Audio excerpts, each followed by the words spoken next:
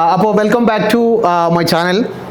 ഇന്ന് നമ്മൾ ഇവിടെ ഉള്ളത് മെയിനായിട്ട് എനിക്ക് പല റിയാദിലുള്ള പല പാരൻസിൻ്റെ അടുത്തു നിന്നും പല സമയങ്ങളിലായിട്ട് വളരെ ഇമ്പോർട്ടൻ്റ് ആയിട്ടുള്ള, എന്നാൽ നമ്മളെ കുട്ടികളെ സംബന്ധിച്ചിടത്തോളം അവരുടെ ലൈഫിനെ ബാധിക്കുന്ന രീതിയിലുള്ള പല ക്വസ്റ്റ്യൻസുമായിട്ട് അടുത്തേക്ക് വരാറുണ്ട്. അപ്പോഴൊക്കെ ഞാൻ ഈ എൻക്വയറീസ് മൊത്തം റൗട്ട് ചെയ്യുന്ന ഒരാളുണ്ട് സൗദി അറേബ്യയിൽ. അദ്ദേഹമാണ് ഇന്ന് നമ്മുടെ കൂടെ ഉള്ളത്. സൗദി അറേബ്യയിൽ തന്നെ കരിയറിനെ കുറിച്ചും എഡ്യൂക്കേഷൻ ആ ഒരു മേഖലയിലെ പുതിയ ട്രെൻഡിനെ കുറിച്ചും അറിഞ്ഞുകൊണ്ടും അത് കുട്ടികളിലേക്ക് പകർന്നു കൊടുത്തുകൊണ്ടും അവരെ നല്ല ഇൻസ്റ്റിറ്റ്യൂട്ടുകളിലേക്ക് എത്തിച്ച് വളരെ കാലത്തെ ഏകദേശം ഒരു 15 വർഷത്തെ എക്സ്പീരിയൻസ് ഉള്ള ഒരാളാണ് ഇന്ന് നമ്മുടെ കൂടെ ഉള്ളത്. അപ്പോൾ അദ്ദേഹം ഞാൻ വിചാരിക്കുന്നത് ഈ ഒരു വീഡിയോ കാണുന്ന ആളുകൾക്ക് എല്ലാവർക്കും ഇപ്പം നിങ്ങൾക്ക് ഇതിൻ്റെ ഒരു ആവശ്യമില്ലെങ്കിൽ നിങ്ങളിത് പാരൻസിലേക്ക് മറ്റുള്ള നിങ്ങളുടെ ഫ്രണ്ട്സിലേക്കൊക്കെ എത്തിച്ചു കൊടുത്തു കഴിഞ്ഞ് കഴിഞ്ഞാൽ അവർക്ക് വളരെയധികം വേണ്ട, നമ്മളൊരു നീഡ് ഓഫ് ദ അവർ എന്നൊക്കെ പറയുന്ന രീതിയിൽ ഈ ഒരു കാലഘട്ടത്തിൽ വളരെ അത്യാവശ്യമുള്ള കുറച്ച് ഇൻഫർമേഷൻസാണ് നമ്മൾ ഇന്നിവിടെ ഷെയർ ചെയ്യുന്നത്. അതിന് നമ്മളെ കൂടെ ഉള്ളത് മറ്റാരുമല്ല, മിസ്റ്റർ മുനീർ സാർ, അബ്ദുൽ മുനീർ ആണ്. അദ്ദേഹം ടാർഗറ്റ് ഗ്ലോബൽ അക്കാദമിയുടെ ജനറൽ മാനേജറാണ്.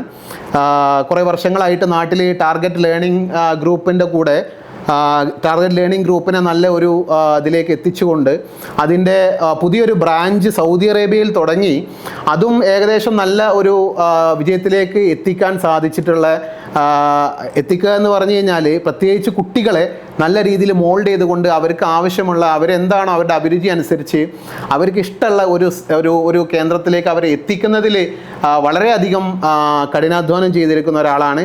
അപ്പോൾ thank you Munir sir for joining with me. So thank you Munir. Thank you so much. Actually ഇങ്ങനൊരു പ്ലാറ്റ്ഫോമിൽ വന്നിട്ട് നമ്മുടെ കുട്ടികൾക്ക് ഇങ്ങനെയുള്ള ഒരു ഗൈഡൻസ് കൊടുക്കുന്നതിൽ തീർച്ചയായിട്ടും വളരെ സന്തോഷമുണ്ട്. കാരണം നമ്മൾ ഇവിടെ എത്തിയ സമയത്ത് ആക്ച്വലി 2012 നാട്ടിൽ ടാർഗറ്റ് നമ്മൾ ഒരു പറ്റം യുവാക്കൾ സ്റ്റാർട്ട് ചെയ്യുന്നത്. 2012 ഏകദേശം 14 വർഷം. അന്ന് തുടങ്ങുന്ന സമയത്ത് അത് അന്നത്തെ ഒരു കാലഘട്ടത്തിൽ നിങ്ങൾക്ക് ആലോചിച്ചാൽ അറിയാം. അതായത് നമ്മുടെയൊക്കെ ഒരു 10ാം ക്ലാസ് ഒരു എഡ്യൂക്കേഷൻ സമയത്ത് 10ാം ക്ലാസ് കഴിഞ്ഞാൽ നമ്മൾ നല്ല മാർക്കുള്ള കുട്ടികൾ സയൻസ് എടുക്കുന്നു. അത് തന്നെ പിന്നെ ഡോക്ടർ, എഞ്ചിനീയർ, അങ്ങനെ വളരെ ചുരുക്കം ഓപ്ഷൻസ് മാത്രമേ ഉള്ളൂ. ശരിക്കും 2 ഓപ്ഷൻ ഉണ്ടായിരുന്നു, ഡോക്ടർ അല്ലെ എഞ്ചിനീയർ അല്ലേ. ബാക്കിയുള്ള സ്ട്രീമിനൊന്നും അന്ന് ശരിക്കും ഒരു ഇമ്പോർട്ടൻസ് ഇല്ലാത്തൊരു കാലഘട്ടമായിരുന്നു അന്ന്. അത് മാത്രമല്ല, അതേപോലെ ക്ലാസ്സുകളായി കഴിഞ്ഞാലും നമ്മളിങ്ങനെ ഒരു കാണാതെ പഠിച്ച് ഇങ്ങനെ കാര്യങ്ങളൊന്നും മനസ്സിലാക്കാതെ ഒരു ബൈ ഹാർട്ട് ലേണിംഗ് ഒരു സ്റ്റൈലായിരുന്നു അതിന്റെ. ചുമ്മാ ക്വസ്റ്റ്യൻസ് കുറെ ചെയ്യാം, അങ്ങനത്തെ ഒരു മെത്തേഡ് പറഞ്ഞു കൊടുക്കാതെ അങ്ങനെയാണ് ചെയ്യാം. അത് അങ്ങനെ തന്നെ കാണാതെ പഠിച്ച് പരീക്ഷയ്ക്ക് പോകുന്നു, എഴുതി വെക്കുന്നു. ഞാൻ ഓർക്കുന്നുണ്ട് സംഭവം അങ്ങനെയായിരുന്നു. അപ്പോൾ അത് മാറിയിട്ട് നമ്മളിങ്ങനെ ഒരു സ്ഥാപനം ഇങ്ങനെ തുടങ്ങാൻ ഒരു പ്രധാനപ്പെട്ട റീസൺ എന്ന് വെച്ച് കഴിഞ്ഞാൽ, ഒന്ന് ഇവർക്ക് കോൺസെപ്ഷ്യലായിട്ട് കാര്യങ്ങൾ അറിഞ്ഞ് മനസ്സിലാക്കി പഠിക്കുക എന്നുള്ളതാണ് ഏറ്റവും പ്രധാനപ്പെട്ട ഒരു കാര്യം. അങ്ങനെ കാര്യങ്ങൾ മനസ്സിലാക്കി പഠിക്കുന്ന സമയത്ത് വലിയ വലിയ കോമ്പറ്റീറ്റീവ് എക്സാമുകളൊക്കെ അവർക്ക് ഈസി ആയിട്ട് ക്രാക്ക് ചെയ്യും. തുടർന്ന് നല്ല നല്ല സ്ഥാപനങ്ങളിലേക്ക് അഡ്മിഷൻ നേടാനും സഹായിക്കും. കാരണം ഒന്നാമത്തെയും 2 ഞാൻ നേരത്തെ പറഞ്ഞ പോലെ ഈ ഡോക്ടർ, എഞ്ചിനീയർ എന്ന് മാത്രമല്ല ഒരുപാട് wide variety of career options ആണ് ഇന്ന് നമ്മുടെ മുമ്പിലുള്ളത്. അപ്പോൾ കുട്ടികളുടെ അഭിരുചി മനസ്സിലാക്കിക്കൊണ്ട്, അതാണ് ഏറ്റവും പ്രധാനപ്പെട്ടത്, അവരുടെ ആപ്റ്റിറ്റ്യൂഡ് മനസ്സിലാക്കിക്കൊണ്ട് നല്ല രീതിയിൽ അവർക്ക് വേണ്ട അല്ലെങ്കിൽ അവർക്ക് ഏറ്റവും നന്നായിട്ട് പെർഫോം ചെയ്യാൻ പറ്റുന്ന പിന്നെ കോഴ്സ് അല്ലെങ്കിൽ സ്ഥാപനത്തിലേക്ക് അവരെ ഗൈഡ് ചെയ്യുക എന്നുള്ളൊരു ഉത്തരവാദിത്വം കൂടി ഉണ്ടായിരുന്നു. അപ്പോൾ പിന്നെ അങ്ങനെ നമ്മൾ നാട്ടിൽ സ്റ്റാർട്ട് ചെയ്തു. വളരെ നല്ല രീതിയിൽ തന്നെ ആയിരക്കണക്കിന് കുട്ടികൾ ഇന്ന് കാലിക്കറ്റ് ബേസ് ചെയ്തിട്ട് നമ്മുടെ ടാർഗറ്റിൽ പഠിക്കുന്നുണ്ട്. അങ്ങനെ 2024 ആക്ച്വലി നമ്മൾ സൗദി അറേബ്യയിൽ തുടങ്ങിയിട്ടുള്ളത്. 2 വർഷം കഴിഞ്ഞ് 3ാമത്തെ വർഷമാണ്. ആക്ച്വലി നമ്മൾ ഈ തുടങ്ങിയ സമയത്ത് തന്നെ ഏറ്റവും വലിയൊരു ഹൈലൈറ്റ് എന്തായിരുന്നു എന്ന് വെച്ച് കഴിഞ്ഞാൽ, നമ്മൾ തുടങ്ങുന്നതിനോടനുബന്ധിച്ച് നമ്മുടെ റിയാദിലെ ബത്തേലെ മറ്റേ പ്രസ് കോൺഫറൻസ് വിളിച്ചു, മീഡിയാസ് ഒക്കെ വന്നു. അന്നിങ്ങനെ ജസ്റ്റ് ഇങ്ങനെ ഒരു സ്ഥാപനം, അവരിങ്ങനെ ആസ് യൂഷ്വൽ ഒരു സ്ഥാപനം എന്താ ഇപ്പോൾ ഇതിനൊരു പ്രത്യേകത എന്നൊക്കെയുള്ള രീതിയിൽ ചോദിച്ചു.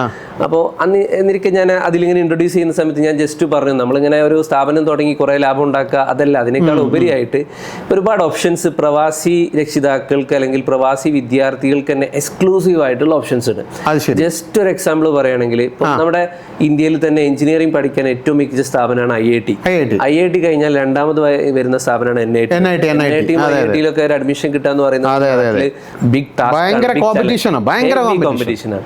എന്നാൽ NIT-ൽ നമ്മുടെ പ്രവാസി വിദ്യാർത്ഥികൾക്ക് വേണ്ടിയിട്ട് മാത്രം കുറച്ച് സീറ്റ് റിസർവ് ചെയ്ത് വെച്ചു, എക്സ്ക്ലൂസീവ്ലി ഫോർ NRIs. അതായത് 11-12 ക്ലാസ്സുകൾ ഇന്ത്യക്ക് പുറത്ത് പഠിച്ച വിദ്യാർത്ഥികൾ വിദ്യാർത്ഥികൾ.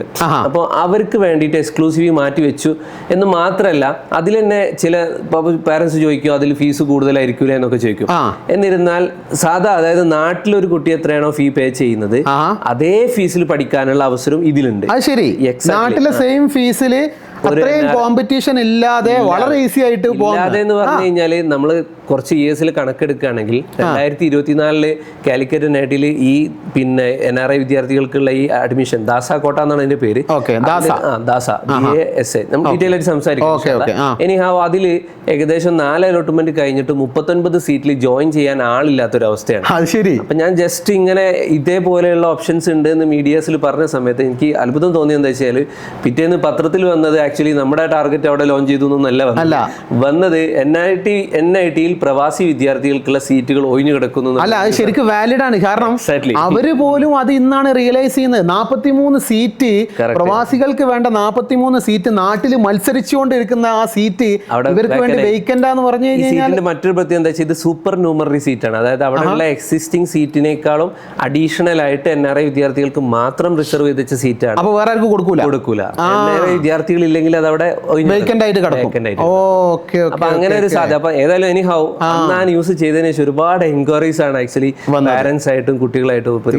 ഒരുപാട് കുട്ടികളെ നമ്മൾ ഗൈഡ് ചെയ്ത് NITയിലും മറ്റൊക്കെ അഡ്മിഷൻ വാങ്ങി കൊടുക്കാൻ ഈ ഒരു 2-3 വർഷത്തിന്റെ ഇടക്കായിട്ട് വളരെ ഹാപ്പിയാണ്. എനിഹൗ ഈ ഒരു പ്ലാറ്റ്ഫോമിൽ ഇങ്ങനെ ഈ ഒരു ഇതേ ഒരു എക്സാമ്പിൾ എന്ന് പറഞ്ഞത് മാത്രം ഇതേപോലെയുള്ള ഒരുപാട് ഇൻഫർമേഷൻസ് ഷെയർ ചെയ്യാൻ കിട്ടിയ ഈ ഒരു ചാൻസ് ഏതായാലും തീർച്ചയായിട്ടും വളരെ സന്തോഷമുണ്ട്. കാരണം ഒരുപാട് ആൾക്കാർക്ക് തീർച്ചയായും വളരെ എനിക്ക് തോന്നുന്നത് കാണുന്ന ഒരുവിധം എല്ലാ ആളുകൾക്കും ഈ പറഞ്ഞ ഒരു ഇൻസൈറ്റ് തന്നെ മാത്രം മതി.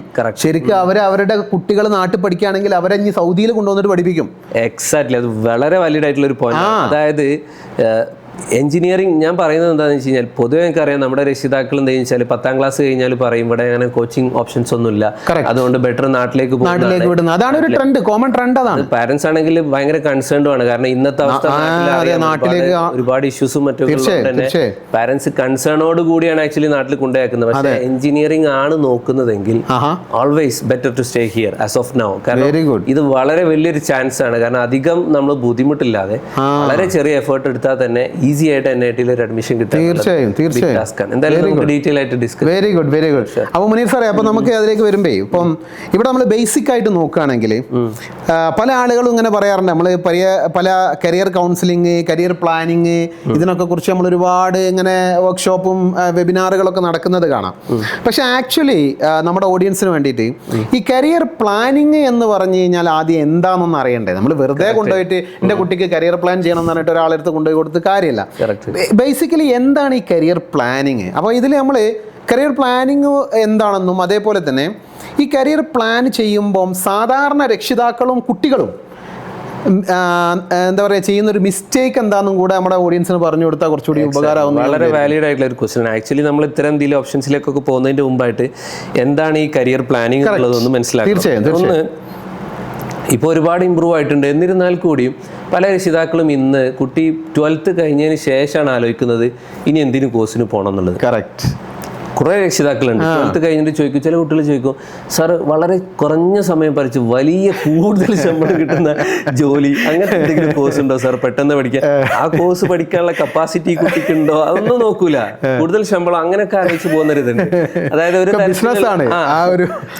ഒരു തരത്തിൽ പറഞ്ഞ ഒരു ഫോർവേഡ് കരിയർ പ്ലാനിങ് എന്ന് വെച്ച് കഴിഞ്ഞാൽ 10ാം ക്ലാസ് കഴിയുന്നു, നല്ല മാർക്ക് ഉണ്ടെങ്കിൽ സയൻസ് ഗ്രൂപ്പ് എടുക്കുന്നു, മാർക്ക് കുറവാണെങ്കിൽ ഹ്യൂമാനിറ്റീസ് എടുക്കുന്നു, അത് കഴിഞ്ഞിട്ട് ഇനിയിപ്പോൾ എന്താ ചെയ്യാൻ നോക്കുന്നു. അപ്പോൾ ആരോ പറയുന്നു എഞ്ചിനീയറിംഗ് അടിപൊളിയാണ്, അങ്ങോട്ട് പോയി ചേരുന്നു.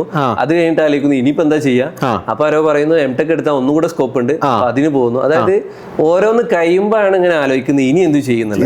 അത് മാറിയിട്ട് ആക്ച്വലി നമ്മൾ എന്ത് കാര്യത്തിന് ഇപ്പൊ നമ്മളൊരു വീട് ഉണ്ടാക്കുകയാണെങ്കിൽ നമ്മൾ ആദ്യം പോയിട്ട് പിന്നെ വീട് അങ്ങോട്ട് ഇതാക്കിയിട്ട് വീട് പൊക്കലല്ലേ, ഒരു എക്സാക്ട്ലി ഒരു കൃത്യമായ പ്ലാനിങ് ഉണ്ടെങ്കിലേ നമുക്ക് ആ രീതിയിലേക്ക് നമ്മൾ ആദ്യം ഒരു ആർക്കിടെക്റ്റിനെ കണ്ട് ഡിസൈന് കാര്യങ്ങളൊക്കെ ചെയ്ത് അങ്ങനെ പ്ലാനിങ് കൂടിയാണ്. പിന്നെ അതിലേക്ക് ഓരോന്നും ചെയ്യാൻ വേണ്ടിയിട്ടുള്ള എന്താന്നുള്ളതാണ് പിന്നെ നമ്മളെടുത്ത്. അതേപോലെ ഈ കരിയർ പ്ലാനിങ്ങിന്റെ കേസിലും നമ്മൾ 1-2-3 പോയിന്റ് പറയാം. നമുക്ക് എങ്ങനെ ഒരാളുടെ ഒരു കരിയർ മനസ്സിലാക്കാം എന്നുള്ളത്. ആക്ച്വലി നമുക്കൊരു കരിയർ ട്രയാങ്കിൾ പറയാം. ഒരു ട്രയാങ്കിൾ നമുക്കറിയാം 3 പിന്നെ എഡ്ജസ് ഉണ്ട്, 3 കോർണേഴ്സ് ഉണ്ട്. ഈ ഓരോ കോർണറിലും ആപ്റ്റിറ്റ്യൂഡ്, അതേപോലെ തന്നെ ഇൻട്രസ്റ്റ്, മാർക്കറ്റ് ഡിമാൻഡ്.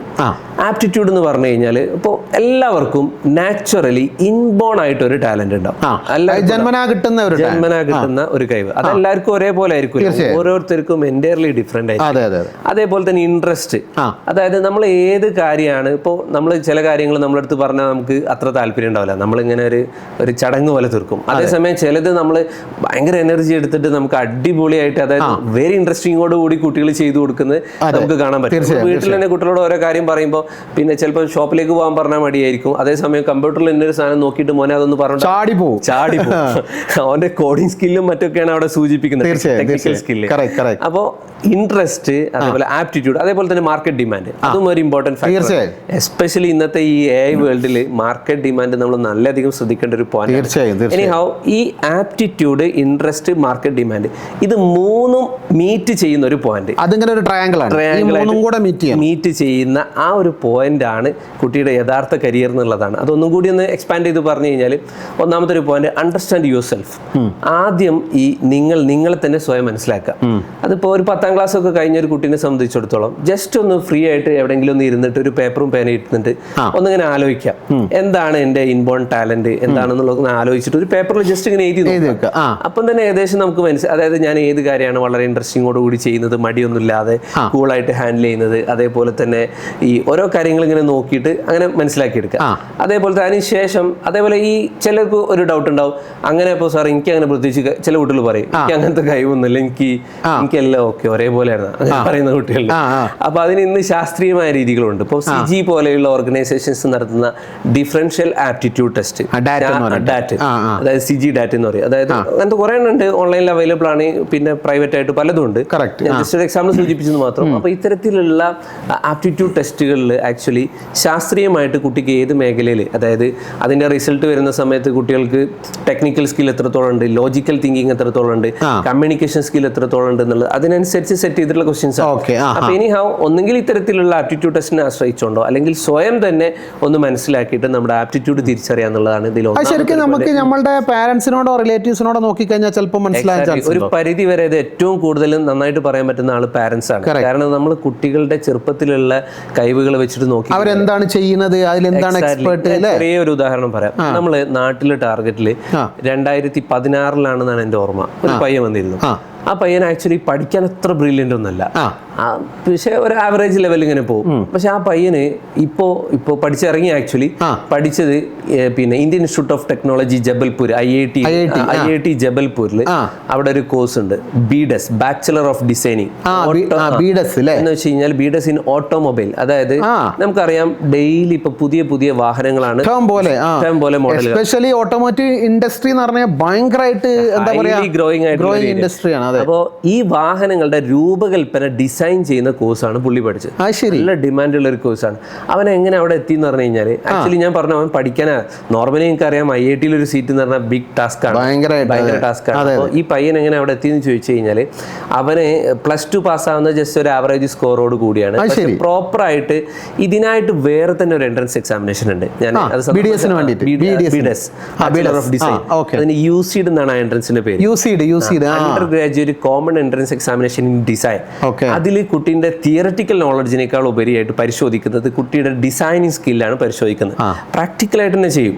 പറയുന്നുണ്ട് ആ കുട്ടിക്ക് ടെസ്റ്റിന് ചോദിച്ചിട്ടുണ്ടായിരുന്നത് പിന്നെ ഈ നമ്മുടെ ഈ പാടത്തൊക്കെ ഉള്ള ഫീൽഡിലൊക്കെ ഉള്ള മഡ്, ആ മഡ് ഉപയോഗിച്ചിട്ട് ഒരു ലേഡീസ് ചപ്പൽ ഡിസൈൻ ചെയ്യാനൊക്കെ ചോദിച്ചു. അതെ, അതേപോലെ അതിന് റിട്ടേൺ എക്സാം ഉണ്ട്. അതിലും പരിശോധിക്കുന്നത് നമ്മളെ ഓരോ ഡിസൈനിങ് എബിലിറ്റി, ക്രിയേറ്റിവിറ്റി. എക്സാക്ട്ലി ആ സ്കില്ല് തിരിച്ചറിഞ്ഞുകൊണ്ട് കറക്റ്റായിട്ട് മനസ്സിലാക്കിയത് കൊണ്ട് ആ കുട്ടീനെ എന്ത് ചെയ്തു, IIT കഴിഞ്ഞു എന്നുള്ളതാണ്. അപ്പോൾ അതേപോലെ നമ്മൾ പാരൻസ് ഇപ്പം നന്നായിട്ട് വരക്കാൻ കഴിയുന്ന കുട്ടികളുണ്ടാവും. ഇവരുടെ ഈ ചെറുപ്പകാലത്തുള്ള, ഇപ്പം ഞാൻ പലപ്പോഴും എൻ്റെ കുട്ടികളെ ശ്രദ്ധിക്കാറുണ്ട്, അവരുടെ ഒരു സ്കിൽ ഇങ്ങനെ ഡെവലപ്പ് ചെയ്യുന്നത്. കാരണം ചെറിയ പിള്ളേരാണ്. അപ്പോൾ എനിക്കിങ്ങനെ തോന്നും നമ്മൾ ഈ പഠിച്ച ഈ തിയററ്റിക്കലി പഠിച്ച ഈ സംഭവം കറക്റ്റ്. അപ്പൊ അതിങ്ങനെ നേരിട്ട് ഇങ്ങനെ ഫീൽ ചെയ്യും. പറഞ്ഞ പോലെ ഒരു പരിധി വരെ പാരന്റ്സിന് ഈ ആപ്റ്റിറ്റ്യൂഡ് എന്ത് ചെയ്യാൻ പറ്റും, തിരിച്ച് പിന്നെ അറിയാൻ പറ്റും എന്നുള്ളതാണ് ഒന്നാമത്. രണ്ടാമത്തെ ഒരു ഓപ്ഷൻ എന്ന് വെച്ചാൽ എക്സ്പ്ലോർ കരിയർ ഓപ്പർച്യൂണിറ്റീസ്. അതായത് നമ്മൾ ഈ ഒരു താല്പര്യങ്ങളൊക്കെ തിരിച്ചറിഞ്ഞു കഴിഞ്ഞാൽ അതിലേക്കുള്ള സാധ്യതകൾ, അതിലേക്കുള്ള സ്ഥാപനങ്ങൾ, കോഴ്സുകളൊക്കെ തിരിച്ചറിയാന്നുള്ള, അത് നമുക്ക് ഇന്റർനെറ്റ് ഉപയോഗിച്ചിട്ടും ഇത് അവൈലബിൾ ആണല്ലോ, സംസാരിച്ചിട്ട് നമുക്ക് ക്ലിയർ ചെയ്യാവുന്നതാണ്. മൂന്നാമത്തത് അതിലേക്ക് എങ്ങനെ അഡ്മിഷൻ നേടാം, അതിലേക്കുള്ള പാത്ത് ക്ലിയർ ആക്കാൻ, അത് വെരി ഇമ്പോർട്ടന്റ് ആണ്. എനിക്ക് ഹാർവാർഡ് യൂണിവേഴ്സിറ്റിയിൽ അഡ്മിഷൻ വേണമെന്ന് പറഞ്ഞിട്ട് ഇരുന്നിട്ട് കാര്യമില്ല. അവിടെ സ്റ്റെപ്സ് എടുക്കണം. ഞാൻ 12th ഏത് കോഴ്സ് എടുക്കണം, അത് കഴിഞ്ഞിട്ട് അത് ഏതിലേക്ക് പോകണം, ഏത് എൻട്രൻസ് എഴുതണം, ആ എൻട്രൻസിന്റെ ക്വസ്റ്റ്യൻസ് എങ്ങനെയൊക്കെയാണ് വരുന്നത്, എങ്ങനെ പ്രിപ്പയർ ചെയ്യണം എന്നുള്ളത് വ്യക്തമാക്കി നമ്മൾ ആദ്യമേ പ്ലാൻ ചെയ്യണം. 12th കഴിഞ്ഞിട്ടല്ല, കാര്യമില്ല. ദെൻ നാലാമതായിട്ട് ഒരു ഇൻഡസ്ട്രി എക്സ്പേർട്ടിനോട് സംസാരിക്കുന്നുള്ളത് വളരെ വാലിഡ് ആയിട്ടുള്ള ഒരു പോയിന്റ് ആണെന്ന്. മാർക്കറ്റ് അറിയാൻ വേണ്ടിയിട്ട് ഒന്നെങ്കിൽ ആ കോഴ്സ് കഴിഞ്ഞ കുട്ടികളോടോ അല്ലെങ്കിൽ ഇൻഡസ്ട്രിയിൽ വർക്ക് ചെയ്യുന്ന ആൾക്കാരോടോ അല്ലെങ്കിൽ അറ്റ്ലീസ്റ്റ് ഒരു കരിയർ കൗൺസിലർ അടുത്തെങ്കിൽ പോയി സംസാരിച്ചാലാണ് നമുക്ക് കുട്ടിയുടെ ആപ്റ്റിറ്റ്യൂഡ് അതേപോലെ തന്നെ ഇതൊക്കെ മനസ്സിലാക്കിയിട്ട് കരിയർ നല്ല രീതിയിൽ പ്ലാൻ ചെയ്യാൻ പറ്റുള്ളൂ. അതിൽ നേരത്തെ നിങ്ങൾ മറ്റൊരു ചോദ്യം ചോദിച്ചത് എന്തൊക്കെയാണ് പ്രധാനമായിട്ടും നമ്മുടെ ആളുകൾ ചെയ്യുന്ന മിസ്റ്റേക്ക്. അതന്നെ ഞാൻ നേരത്തെ ഇങ്ങനെ സൂചിപ്പിച്ച പോലെ പ്രധാനമായിട്ടുള്ള ഒന്ന്, പിന്നെ പാരൻസ് മനസ്സിലാക്കേണ്ട ഒരു കാര്യം എന്താ വെച്ചാൽ, ചില പാരൻസ് ആദ്യമേ കൂടെ ഉറപ്പിച്ചു വെക്കും എൻ്റെ കുട്ടി ഡോക്ടറാണ്. ഒരുപാട് എക്സ്പീരിയൻസ് ഉണ്ട്. ഇവിടെ തന്നെ ഞാൻ മറ്റോന്റെ കുട്ടി ഡോക്ടറായിന്, അപ്പൊ എന്റെ കുട്ടി എന്തായാലും ഡോക്ടറാണ്. അത് ചില പാരൻസ് ആണെങ്കിൽ എനിക്ക് ഡോക്ടറാൻ കഴിഞ്ഞില്ല അന്നത്തെ കാലത്ത്, അതുകൊണ്ട് എന്റെ കുട്ടി ഡോക്ടറായേ അല്ലെങ്കിൽ എന്റെ ഫാമിലിയിൽ ഒരു ഡോക്ടറെങ്കിലും വേണം. അത് ഞാൻ മരിച്ചുപോയ എന്റെ ആക്ക് കൊടുത്തൊരു വാക്കാണ്. അതേപോലെ ഈ അടുത്തൊരു പാരന്റിനോട് സംസാരിച്ചു വെച്ചാൽ, എന്റെ കസിൻ മറ്റുള്ള ബ്രദേഴ്സിന്റെ മക്കളും സിസ്റ്റേഴ്സിന്റെ മക്കളും എല്ലാവരും MBBS ആണ്, ഇവനും ഡോക്ടർ ആണെന്ന്. ഞാൻ ഇവന്റെ ഒരു ഇതൊക്കെ നോക്കിയ സമയത്ത് ഇവന് ഓൾറെഡി ജസ്റ്റ് ഒരു ബിലോ ആവറേജ് ഒക്കെ ലെവലിൽ പോകുന്ന ഒരു കുട്ടിയാണ്. ബയോളജി ഒന്നും കണ്ണിന്റെ മുന്നിൽ കാണാൻ താല്പര്യമില്ലാത്ത കുട്ടിയാണ്. അവനെ പിടിച്ച് ഡോക്ടറാക്കുന്ന പാരന്റ്സ് തീരുമാനിച്ചിട്ട് കാര്യമില്ലല്ലോ. മിസ്റ്റേക്ക് ഒന്നതാണ്, പാരന്റ്സ് അവരുടെ ഇതിനനുസരിച്ച് തീരുമാനിക്കരുത് കരിയർ. ഞാൻ നേരത്തെ പറഞ്ഞ ഫാക്ടേഴ്സിന്റെ അടിസ്ഥാനത്തിൽ കുട്ടിയുടെ ഇൻട്രസ്റ്റും ആപ്റ്റിറ്റ്യൂഡും പാരന്റ്സ് നല്ല രീതിയിൽ ഗൈഡ് ചെയ്ത് കൊടുക്കണം. ഓഫ്കോഴ്സ് അതിലൊന്നും ഒരു തർക്കമില്ല. പക്ഷെ അവരുടെ തീരുമാനത്തിന് എന്ത് ചെയ്യരുത്, പിന്നെ ഇത് പ്രയോറിറ്റി കൊടുക്കരുത്. കുട്ടികളുടെ ആപ്റ്റിറ്റ്യൂഡും ഇൻട്രസ്റ്റ് അനുസരിച്ച് വേണം. അതേപോലെയാണ് ഫ്രണ്ട്സ്. അതായത് എൻ്റെ ഫ്രണ്ട്സ് എല്ലാവരും പോകുന്നത് കമ്പ്യൂട്ടർ സയൻസിനാണ്, സോ ഞാനും കമ്പ്യൂട്ടർ സയൻസിന് പോട്ടെ. റോങ്.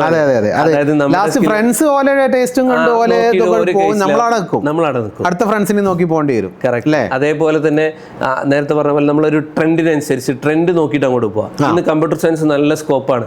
അപ്പൊ ഈ അടുത്തൊക്കെ ഓരോ കമ്പ്യൂട്ടർ സയൻസിന്റെ അഡ്മിഷനൊക്കെ ഓരോ കോളേജിൽ നോക്കുകയാണെങ്കിൽ ഇപ്പോൾ പഞ്ചാബിലുള്ള LPU ലവ്ലി പ്രൊഫഷണൽ യൂണിവേഴ്സിറ്റി, അവിടെ കമ്പ്യൂട്ടർ സയൻസിന് 8000-ഓളം സീറ്റുകളാണ് ആ ഒരൊറ്റ ക്യാമ്പസിൽ. 8000-ഓളം സീറ്റുകൾ. അങ്ങനെ ട്രെൻഡ് ഉണ്ട് വിചാരിച്ച് എല്ലാവരും കൂടെ അങ്ങോട്ട് ഓടിയിട്ട് കാര്യമില്ല. അവന്റെ ടേസ്റ്റും മറ്റൊക്കെ നോക്കിയിട്ട് വേണം ചൂസ് ചെയ്യാൻ. അപ്പൊ ഇത്തരം മിസ്റ്റേക്കുകളൊക്കെ ഒഴിവാക്കിയിട്ട് നല്ല രീതിയിൽ കരിയർ പ്ലാൻ ചെയ്യാൻ വേണ്ടി ശ്രദ്ധിക്കുക. Very good. അപ്പം വളരെ നല്ല പോയിന്റ് ആണ്. അതായത് എസ്പെഷ്യലി മുനീർ സാർ പറഞ്ഞ ഒരു കരിയർ ട്രയാങ്കിൾ എന്തൊക്കെയാണ് അതിൽ ആപ്റ്റിറ്റ്യൂഡ്, ഇൻട്രസ്റ്റ്, പിന്നെ മാർക്കറ്റ് ഡിമാൻഡ്, ഈ 3 ട്രയാങ്കിളും കൂടെ ഉള്ള ഒരു സെൻട്രൽ പൊസിഷൻ നമ്മൾ അതിലേതെങ്കിലും ഒന്ന് മാത്രം ഉണ്ടായിട്ട് കാര്യമില്ല. മാർക്കറ്റ് ഡിമാൻഡ് നല്ലപോലെ ഉണ്ട്, കുട്ടിക്ക് ആപ്റ്റിറ്റ്യൂഡും ഇല്ലെങ്കിൽ നമ്മൾ വെറുതെ തുമ്പിനെ കൊണ്ട് കല്ലെടുപ്പിക്കുന്ന മാതിരി ആയിപ്പോ നടക്കൂല. തീർച്ചയായും. അതേപോലെ തന്നെയാണ് ആപ്റ്റിറ്റ്യൂഡ് ഉണ്ട്, ഇൻട്രസ്റ്റ് ഉണ്ട്, മാർക്കറ്റ് ഡിമാൻഡ് ഒട്ടും ഇല്ലാത്തൊരു കോഴ്സ് ആണെങ്കിൽ ശ്രദ്ധിക്കണം. അതാണ് അതിലൊരു ഇമ്പോർട്ടന്റ്. തീർച്ചയായും. അപ്പൊ ഇതില് മുനീർ സാർ, ഇപ്പൊ നിങ്ങള് നേരത്തെ ഞാൻ പറഞ്ഞു എനിക്ക് സൗദി അറേബ്യയിൽ നിന്ന് പല പാരൻസും വിളിക്കാറുണ്ടെന്ന്. അപ്പൊ ഈ സൗദിയിലെ പാരൻസ് ഒക്കെ വിളിക്കുന്ന സമയത്ത് പല പാരൻസും ഇതേപോലെ തന്നെ നാട്ടിലേക്ക് കുട്ടികളെ വിടാനുള്ള ആ ഒരു ബുദ്ധിമുട്ട് കൊണ്ടും കാര്യങ്ങളൊക്കെ ഉണ്ട്. ശരിക്കും എങ്ങനെങ്കിലും ഇവരെ സൗദി അറേബ്യയിൽ എങ്ങനെങ്കിലും എന്തെങ്കിലും ഒരു ഹയർ ഓപ്ഷന് പഠിപ്പിക്കാനുള്ള ഒരു സ്കോപ്പ് ഉണ്ടോ എന്ന് ചോദിച്ചു പല ആളുകളും വിളിക്കാറുണ്ട്. പല ആളുകളും വിളിക്കാറുണ്ട്. അപ്പോൾ ഞാൻ എൻ്റെ മോളങ്ങോട്ട് കൊണ്ടുവരികയാണ്, എന്തെങ്കിലും ഒരു സ്കോപ്പ് ഇവിടെ ഉണ്ടോ കിട്ടുമോ എന്നൊക്കെ. പക്ഷേ അതൊക്കെ അവർ ലാസ്റ്റ് മൊമെൻറ്റിലാണ് നോക്കുന്നത്.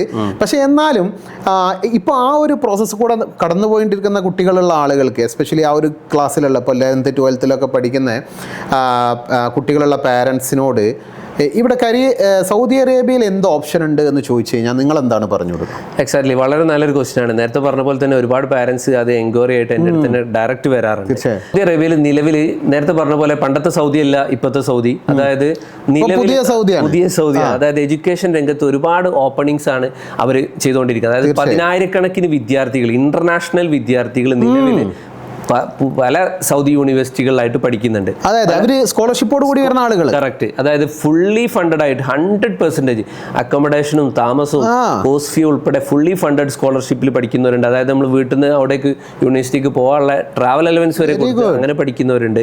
പാർഷ്യലി ഫണ്ടഡ് ഉണ്ട്, അതായത് കുറച്ചൊരു എമൗണ്ട് നമ്മൾ പേ ചെയ്യേണ്ടി വരും, ബാക്കി അവർ വഹിക്കുന്ന രീതിയിൽ അങ്ങനെ പൈസ കൊടുത്ത് പഠിക്കുന്ന വിദ്യാർത്ഥികളുണ്ട്. അങ്ങനെ ഒരുപാട് ഓപ്ഷൻസ് ഉണ്ട്. അതായത് വിഷൻ 2030 ഭാഗമായിട്ട് സൗദിയുടെ ഒരു പ്ലാൻ എന്താണെന്ന് വെച്ച് കഴിഞ്ഞാൽ സൗദിയെ ഒരു യൂറോപ്പൊക്കെ പോലെ ഒരു ആഗോള എഡ്യൂക്കേഷൻ ഹബ്ബായിട്ട് 2030 ആകുമ്പോഴേക്കും മാറ്റിയെടുക്കാന്ന് വലിയൊരു പ്ലാൻ ഉണ്ട്. എസ്പെഷ്യലി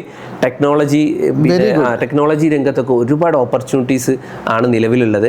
അപ്പൊ അതിൽ നമ്മൾ പ്രധാനമായിട്ട് പല എൻട്രൻസുകളൊക്കെ ഉണ്ട്. അപ്പൊ അത്തരം കാര്യങ്ങളൊക്കെ ചൂസ് ചെയ്ത്, അതായത് പിന്നെ പ്രധാനപ്പെട്ട യൂണിവേഴ്സിറ്റികൾ പറയുകയാണെങ്കിൽ ജിദ്ദയിലുള്ള King Abdullah University of Science and Technology, one of the best യൂണിവേഴ്സിറ്റിയാണ്. ഒരുപാട് ഇന്റർനാഷണൽ സ്റ്റുഡൻസ് പഠിക്കുന്നത്.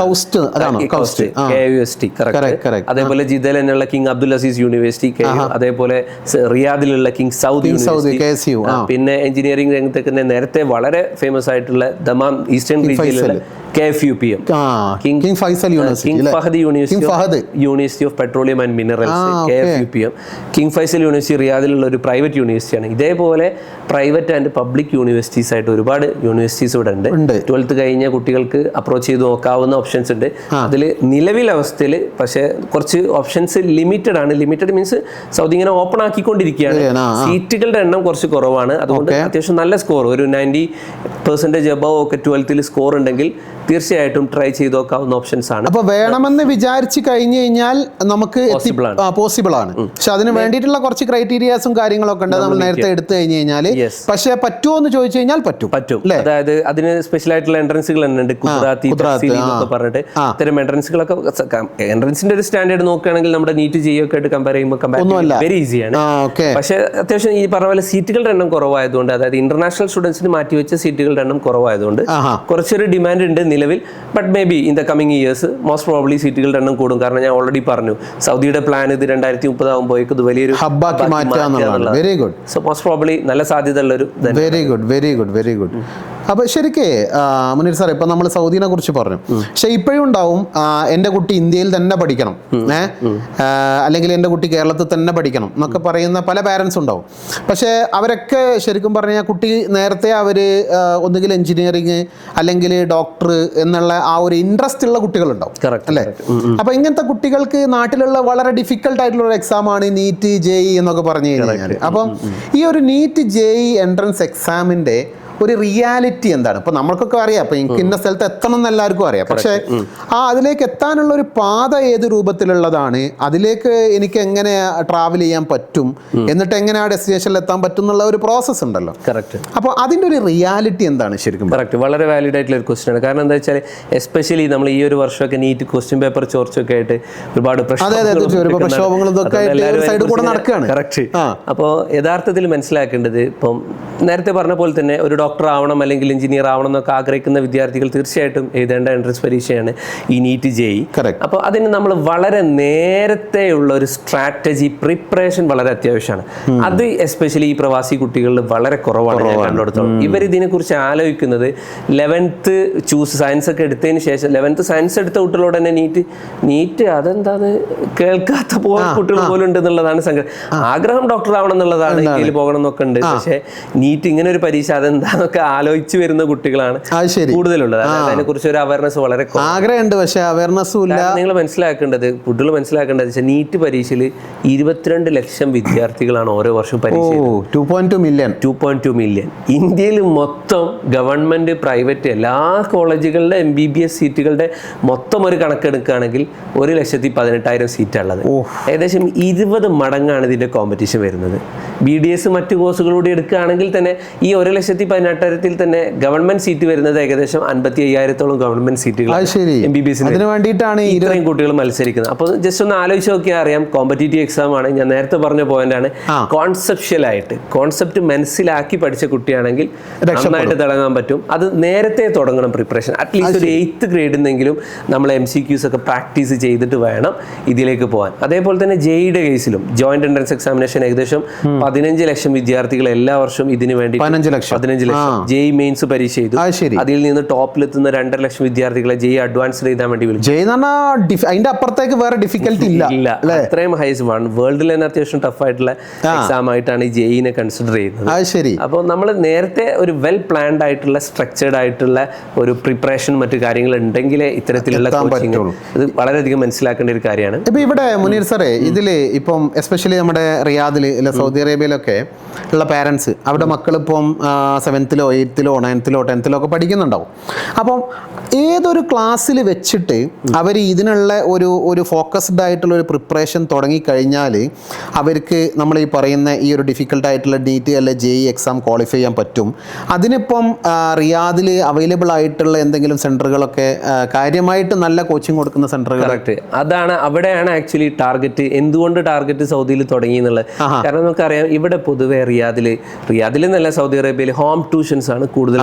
ഹോം ട്യൂഷൻസ് എന്ന് പറഞ്ഞാൽ സത്യം പറഞ്ഞാൽ കാര്യം, അതായത് ഇവര് ക്ലാസ് കഴിയുന്നു, നേരെ ഒരു ഹോം ട്യൂഷന് പോകുന്നു. അവിടെ നമുക്കൊരു കോച്ചിങ് എക്സ്പോഷ്യർ ഒന്നും കാര്യമായിട്ട് കിട്ടില്ല. കാരണം പരീക്ഷയ്ക്ക് ഒക്കെ ഓറിയന്റഡ് ആയിട്ടുള്ള അത് മാറിയിട്ട് കുട്ടികൾ കോൺസെപ്റ്റ് പഠിച്ച് കോമ്പറ്റീറ്റീവ് എക്സാമിനുള്ള അതിനുള്ള പ്രാക്ടീസും മറ്റു കാര്യങ്ങളൊക്കെ ചെയ്യുകയാണെങ്കിൽ അറ്റ്ലീസ്റ്റ് ഒരു 8th ഗ്രേഡ് മുതലെങ്കിലും പിള്ളേർ അതിനുള്ള ഒരു ജസ്റ്റ് സ്റ്റാർട്ടിങ് എങ്കിലും തുടങ്ങണം.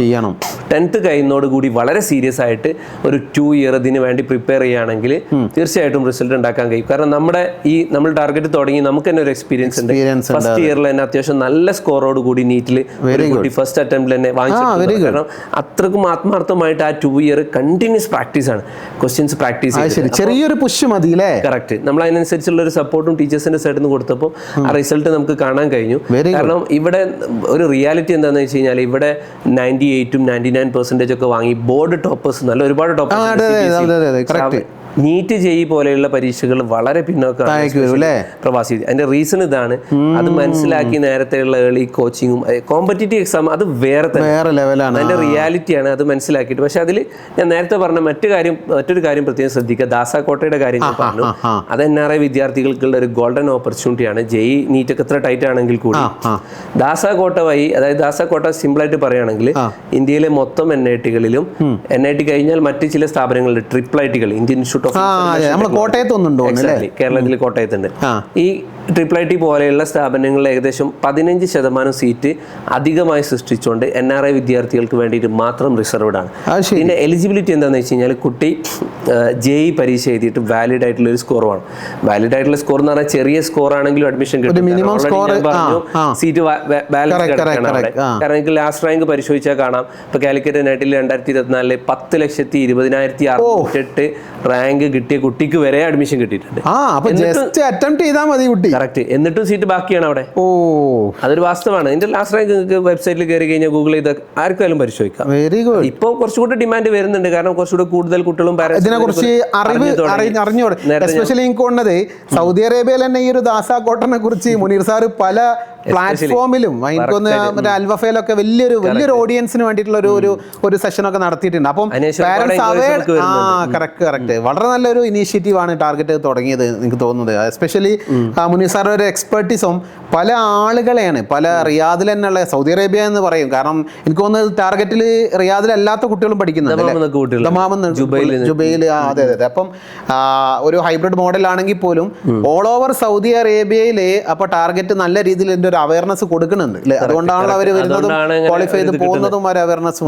അപ്പൊ ഈ ദാസാകോട്ടയിൽ ഞാൻ പറഞ്ഞ പോലെ ഒന്ന് വാലിഡ് ആയിട്ടുള്ള ഒരു സ്കോർ വേണം JEE പരീക്ഷ എഴുതിയിട്ട്.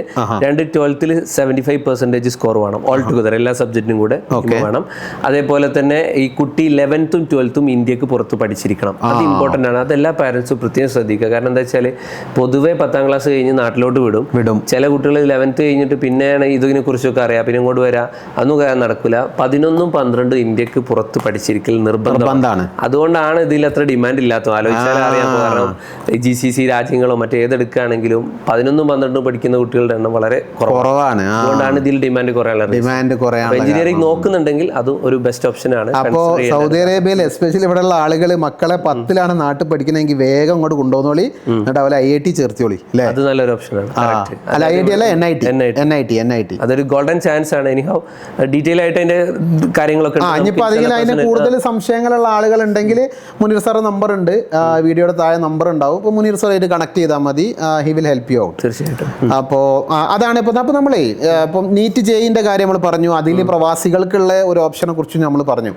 ഇനി ഇതൊന്നും അല്ലാത്ത ഇപ്പം എഞ്ചിനീയറിംഗിലോ മെഡിക്കലിലോ മാത്രം ഒട്ടും ഇൻട്രസ്റ്റ് ഇല്ലാത്ത പല കുട്ടികളും ഉണ്ടാവും. ഇപ്പോൾ എസ്പെഷ്യലി നമ്മൾ കണ്ടുവരുന്ന ഒരു ട്രെൻഡ് അങ്ങനെ ഉണ്ട്.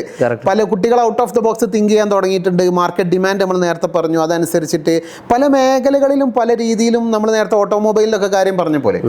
അപ്പോൾ ഇങ്ങനെ ഉള്ള ആളുകൾക്ക് നീറ്റ് ജെഇ അല്ലാത്ത വേറെ എന്തെല്ലാം കോമ്പറ്റേറ്റീവ് എക്സാമിനേഷൻസും അത് ഒരുപാട് ഓപ്പർച്യൂണിറ്റീസ് ഉണ്ട്. ഒരു കാര്യം പറഞ്ഞു കഴിഞ്ഞാൽ ഇപ്പം നമ്മുടെ കേരള ഗവൺമെന്റിന്റെ ഹയർ സെക്കൻഡറി കോഴ്സ് ഉണ്ടല്ലോ, അതിൽ ഏറ്റവും കൂടുതൽ കോമ്പിനേഷൻസ് പഠിക്കാനുള്ളത്. അതായത് സയൻസിൽ ഏകദേശം 9 കോമ്പിനേഷൻസ് ഉണ്ട്, subject combinations. Physics, chemistry, biology, physics, chemistry, maths, computer science, അങ്ങനെ കുറെ കോമ്പിനേഷൻസ്. അതിൽ സയൻസിൽ ഏകദേശം 9 കോമ്പിനേഷൻസ് ആണുള്ളത്. കൊമേഴ്സിൽ ഞാൻ മനസ്സിലാക്കുന്നത് 4-5 കോമ്പിനേഷൻസ്. എന്നാൽ ഹ്യൂമാനിറ്റീസിൽ ഏകദേശം 39 കോമ്പിനേഷൻസ് ഉണ്ട്. അതായത് അത്രയും വൈഡ് ഓപ്പർച്യൂണിറ്റീസ് ആണ് അവിടെ കിടക്കുന്നത്. അപ്പോൾ ഈ നീറ്റ് ജെഇ മാത്രമല്ല, ഒരുപാട് ഓപ്ഷൻസ് ഉണ്ട്. ഇപ്പോൾ ജസ്റ്റ് 1-2 എക്സാമ്പിൾ പറയാം. ഇപ്പോൾ നോർമലി നമുക്കറിയാം ഇന്ത്യയിൽ ബിസിനസ് പഠിക്കാൻ വേണ്ടിയിട്ട്, അതായത് മാനേജ്മെന്റ് പഠിക്കാൻ വേണ്ടിയിട്ട് ബെസ്റ്റ് ഓപ്ഷൻ IIM ആണ്. IIMകൾ എന്ന് പറഞ്ഞാൽ ഇപ്പം ഓൾറെഡി അറിയാം, Indian Institute of management CAT exam എഴുതിയിട്ട്, അതായത് ഡിഗ്രി കഴിഞ്ഞിട്ട് PGക്കാണ് അവിടെ ജോയിൻ ചെയ്യുക. എന്നാൽ 12th കഴിഞ്ഞ ഉടനെ തന്നെ, അത് ഏത് സ്ട്രീമായാലും, സയൻസ് ആയിക്കോട്ടെ, കൊമേഴ്സ് ആയിക്കോട്ടെ, ഹ്യൂമാനിറ്റീസ് ആയിക്കോട്ടെ, 12th കഴിഞ്ഞ ഉടനെ തന്നെ ഡയറക്റ്റ് ആയിട്ട് IIMൽ ഡിഗ്രി പ്ലസ് PG കമ്പൈൻഡ് ആയിട്ട് ഒരു ഇന്റഗ്രേറ്റഡ് പ്രോഗ്രാം ഉണ്ട്. IPM എന്ന് പറയും, integrated proficiency in management. IIM നടത്തുന്ന കോഴ്സാണ്. ഹൈദരാബാദ് അല്ല, അത് പല IIMകളായിട്ടുണ്ട്. IIM ബോധ്ഗയ, പിന്നെ IIM ഇൻഡോർ ആണ് ഈ കോഴ്സ് ആക്ച്വലി ഫസ്റ്റ് സ്റ്റാർട്ട് ചെയ്തത്. കഴിഞ്ഞ വർഷം ഇപ്പോൾ കാലിക്കറ്റ് IIMഉം ഈ കോഴ്സ് സ്റ്റാർട്ട് ചെയ്തു. അതായത് +2 കഴിഞ്ഞ ഉടനെ തന്നെ ഈ ഒരു എൻട്രൻസ് ടെസ്റ്റ് ഉണ്ട്, IPM. അത് ചിലർ പിന്നെ NTA നടത്തുന്ന ഒരു സെൻട്രലൈസ്ഡ് എക്സാം ഉണ്ട്, അതിനെ ബേസ് ചെയ്ത് അഡ്മിഷൻ കൊടുക്കുന്നവരുണ്ട്. എനിഹൗ ഈ ചാനലിലൂടെ നമ്മൾ പാസ് ചെയ്ത് ക്വാളിഫൈ ചെയ്ത് കഴിഞ്ഞാൽ ഡിഗ്രിയും PGയും തന്നെ നമുക്ക് ഒരുമിച്ച് എന്ത് ചെയ്യാൻ പറ്റും, IIMൽ പഠിക്കാൻ പറ്റും. അതൊരു ചാൻസ് ആണ്. മറ്റൊന്ന് റിസർച്ച് മേഖലയ്ക്ക്, അതായത് ചില കുട്ടികളുണ്ടാവും എന്ത് സാധനം കണ്ടു കഴിഞ്ഞാലും അതിന്റെ ഉള്ളിൽ എന്താ ഉള്ളത്, ഇതെന്താ അങ്ങനെ, അതെന്താ ഇങ്ങനെ, ഇതെന്താ അങ്ങനെ ചോദിക്കുന്ന മക്കളുണ്ട്.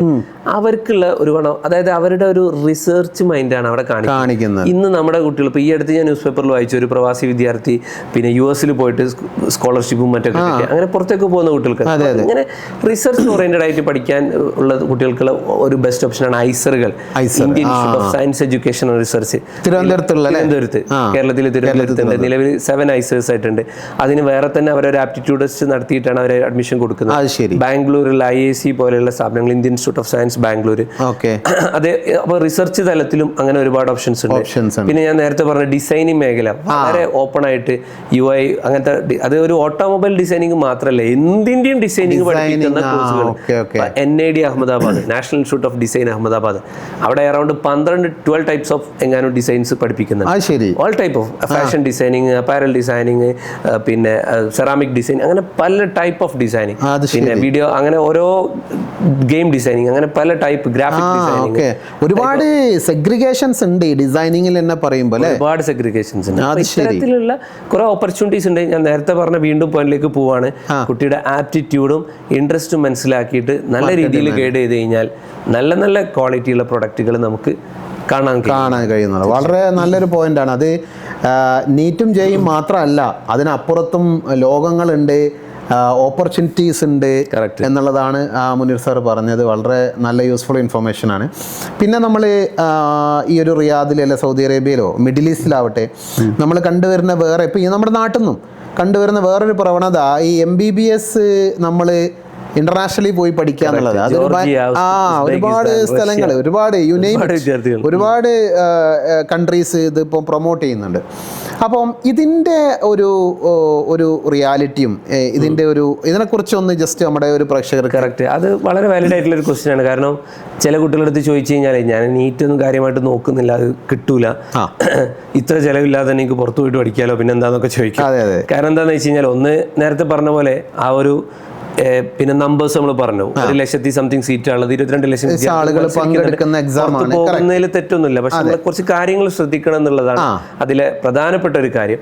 പിന്നെ അത് മാത്രമല്ല, പിന്നെ എന്തുകൊണ്ട് ആളുകളെ പുറത്തേക്ക് പോകാൻ അട്രാക്ട് ചെയ്യുന്നു എന്ന് ചോദിച്ചു കഴിഞ്ഞാൽ, ഇന്ത്യയിൽ ഇപ്പോൾ നമ്മളൊരു പിന്നെ പ്രൈവറ്റ് കോളേജിൽ ഒരു NRI സീറ്റൊക്കെ നമ്മൾ തരപ്പെടുത്തുകയാണെങ്കിൽ ഒരു വർഷത്തേക്ക് ഏകദേശം 20-25 ലക്ഷം രൂപയൊക്കെയാണ് MBBS അവർ ഒരു വർഷത്തേക്ക്, അതായത് ഒരു കോടിന്റെ പുറത്താവും ഏകദേശം, ഒരു 1.25 കോടി രൂപയൊക്കെ ഏകദേശം നമ്മൾ MBBS കഴിയുമ്പോൾ.